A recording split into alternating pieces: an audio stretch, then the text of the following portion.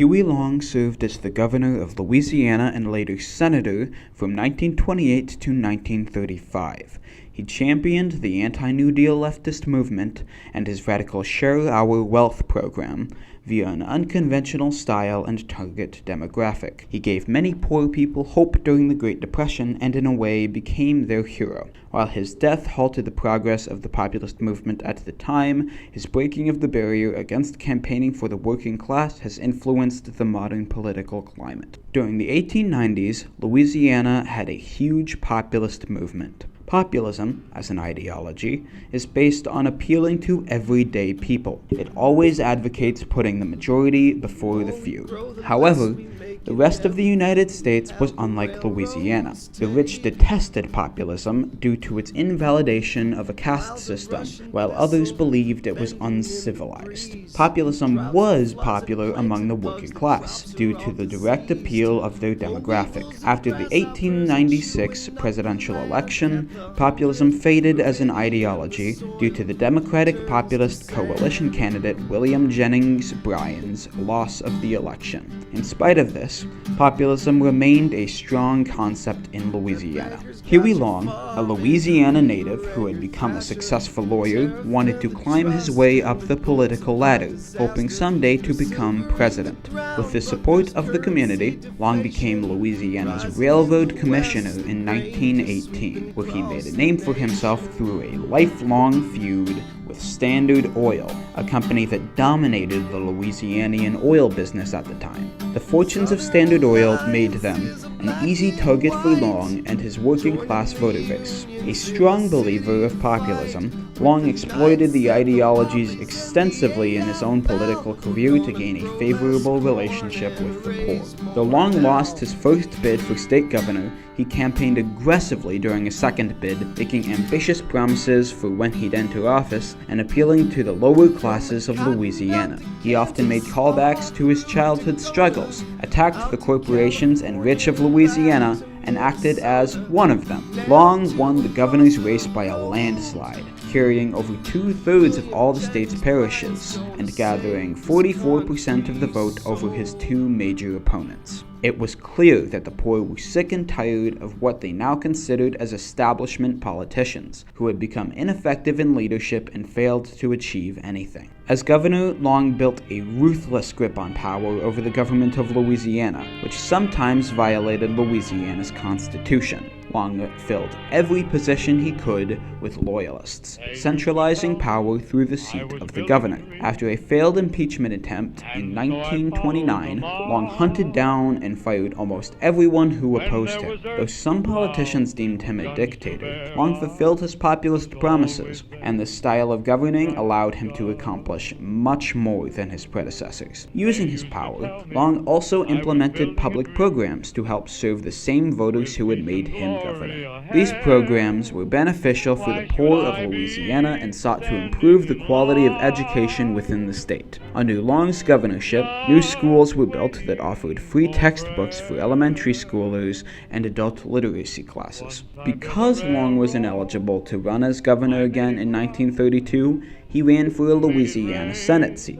Long took off with the same vigor and determination and won the race in a landslide. While he finished his term as governor, he installed a puppet governor, Oscar K. Allen. This allowed him to continue to act as the de facto leader of Louisiana even after becoming a senator. Long stood out upon entering the Senate. He made clear that he would not cooperate with the moderates of the Democratic Party, often even collaborating with Senate Republicans to filibuster bills that he thought were too moderate. This established him very early on as one of President Franklin Roosevelt's few opponents in the left Senate. During almost any other part of American history, this standpoint would be regarded as insane, but the workers of America were desperate in the Great Depression, and Long capitalized on both their desire for a figure to cling to and their resentment of the upper class. This grew his support base among among the working class. Having joined the Senate in 1932, Long witnessed the initial implementation of the New Deal and argued that they wouldn't be effective. In particular, Long pushed against the pro-business policies of the deal. Long believed that these policies mirrored the Hoover administration's economic policies and would be far too dangerous considering the state of the nation. Instead, he advocated for something far more radical, an extreme increase in the federal government's regulation on corporations. The Share Our Wealth program was perhaps the most infamous policy Long ever proposed. Many of the ideas proposed were so radical that they have yet to be implemented in any form to this day. It included, but was not limited to, a cap on all personal fortunes of $5 million, a cap on personal annual income of $1 million, government-paid college for youth of proven ability, max labor of 30 hours a week and 11 months a year, a promise to all American families of a yearly allowance of at least $5,000 a year and at least $2,000 to $3,000 annual income per family. This program gained incredible amounts of traction among the poor and dubbed him one of the most powerful men in the country. Long's Share Our Wealth program garnered many opponents who often claimed it as too socialist-leaning. Many economists also argue that the promises of Long's program was economically impossible. On Sunday, September 8th, 1935, Huey Long was assassinated.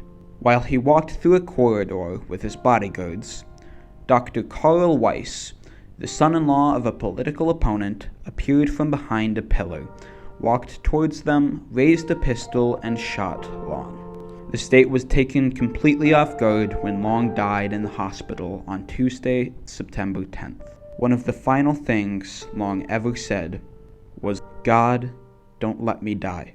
I have so much to do."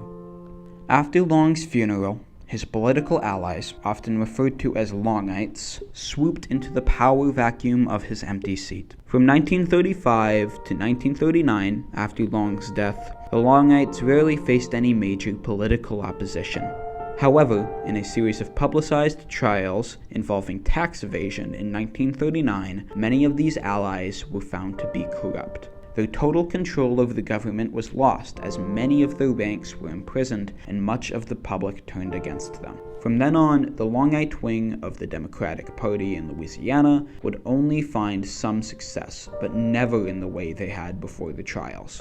Although Long's populism took much longer to fizzle out in Louisiana, it quickly declined in most of the U.S. Without a figure as charismatic and powerful as Long, populism went dormant. This is due to the U.S.'s rivalry with the Soviet Union post-World War II. Leftist policies, which were massively popular just a decade or two earlier, became frowned upon and at worst treasonous.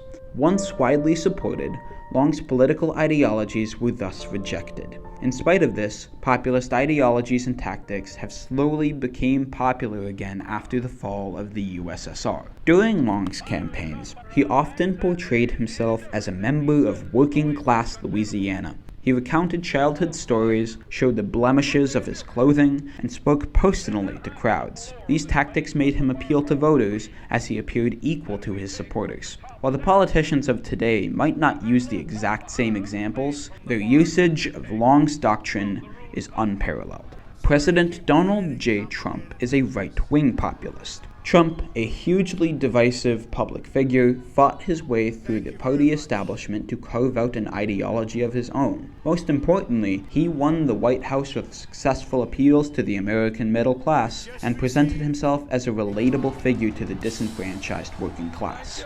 Senator Bernie Sanders' proposed tax rates and social programs mirrors Long's. Sanders also prides himself on his prioritization of the interests of the American working class. Even comparably moderate former Vice President Joe Biden shares a focus on the plight of the American working class and attempts to appeal to voters as an average Joe.